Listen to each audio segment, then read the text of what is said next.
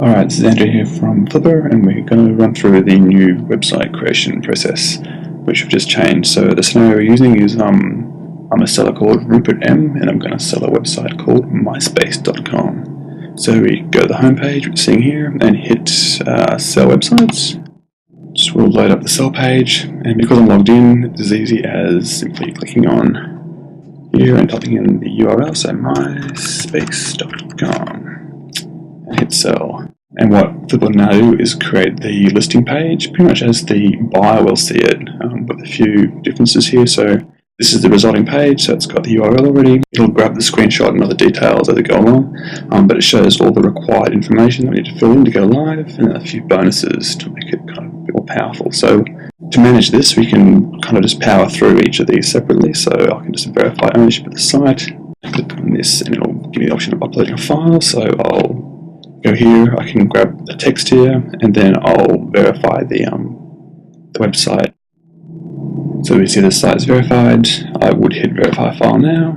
We now got a tick box for this, and we can keep proceeding through. So again, we can just keep powering through these, or we can jump into listing itself. So if you don't want to follow this process, we can jump into any part here with an icon and update the details. So just to show you how easy it is, we will just jump into the default listing information.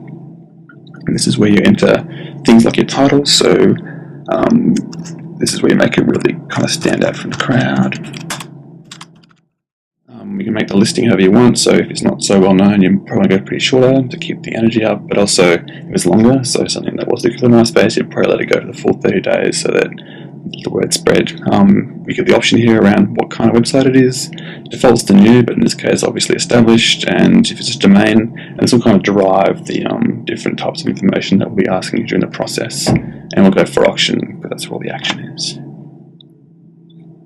Each time you save on these dialog boxes, it's going to add that to your listing. So if you get called away or whatever else, you can always just jump out of Flippa and come back, within hours or days, and you can jump into your profile page and you'll see it there. So keeping on working through, we'll set up pricing from here. This kind of drives how the auction will behave. So I'll set my reserve at 15 million. 1, 2, 3. Get some max on that loss. I'll get the starting bid at say 10,000. It's low enough to get the interest going. I won't automatically accept all bids. It's kind of dangerous if you do, because you've got no way of quantifying who's buying it from you. And we can set a buy it now price as well. I'll go 58 million. We'll see what we can get. And we can also make the buyer pay for the buy it now price through PayPal if they choose that option. So we'll go with, as long as you enter your PayPal email address. And as you can see, as we're stepping through these, that the listing becomes more and more populated, as you would see it on Flippa, and the listing progress also updates. So we need to get that to 100%, and yeah, which we'll do right now. So because we're an established site, a few other parts that come up like this: the claimed site age, which will make back in 2003 from recall, and August. And just make sure that your site age isn't older than your domain. Some people make the mistake, and the UI calls it out separately, which rings a few alarm bells for buyers, obviously. We can also enter our claim traffic details. Again, it's uniques and page views. We can also plug into the stat counter ID if you do use stat counter. But for this, we'll just go with a few uniques and also page views. Obviously, you want to get page views higher than your uniques. Otherwise, there's something very wrong with how you've collected your stats. Again, that updates. And financials as well. Now, financials is managed in a few different ways. If your site's only a month old, you're not going to already claim financials. You don't need to claim financials either, but the most comprehensive way is to do the monthly timeline. Of course, it's only if you've got a timeline that is that long to start with. So we're working backwards here. So March, which is when we're creating this. Okay, and that's updated now. These are some of the optionals, so we're not seeing that the listing progress is going any further. And it's automatically done the claim financial average calculations for me there. I enter the monetization methods. This is a great way for prospective buyers to understand how the money's being made and know whether it kind of fits with what they've done previously. I'm just going to go for the basic advertising sales here.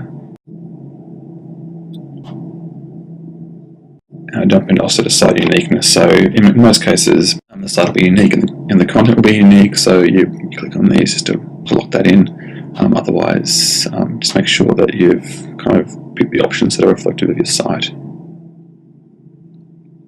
And last but not least, at the bottom here, we'll just jump into the tags. So people that browse Flippa, according to like niche and type of site, will use these tags to find where you're at. So we'll go with music for this one. And we'll say it's a social network, still qualifies for that. Monetization, we'll go with straight advertising.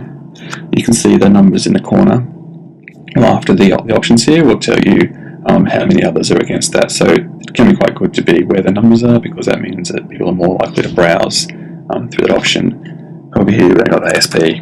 Oh, there's one more on that. There we go. For the implementation. So it's for the more technical component of your listing, I guess. So we've got the material setting that's going to really drive some of the data around the listing. You can also set the description and revenue details, which we'll do now as well. So we'll jump into that component here.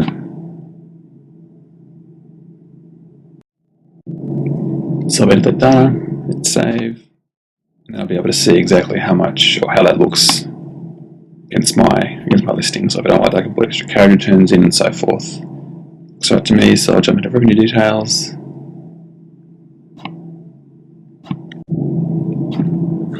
Just punch those in. If I paste from Word, I should use this button as well, which kind of keeps it a bit cleaner for us.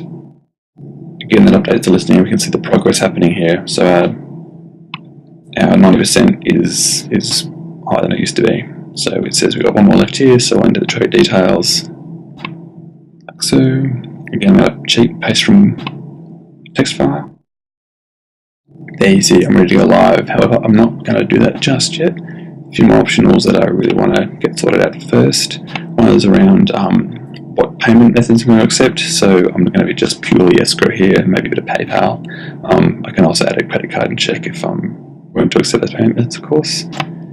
Now for a site that's a bit more established, your buyers are going to be asking some pretty common questions. You can offset a few of those by adding attachments, a bit of proof about what you're claiming in your website details. So you can do that for attachment management. And I'm just going to add just a straightforward revenue file here, hit choose. You can see we can do video here as well, which makes your listing probably a bit more interactive. And I can also do things like add analytics as well as part of that. So at this point, it's pretty much ready to go. Got all the green lights. I hit the start my listing.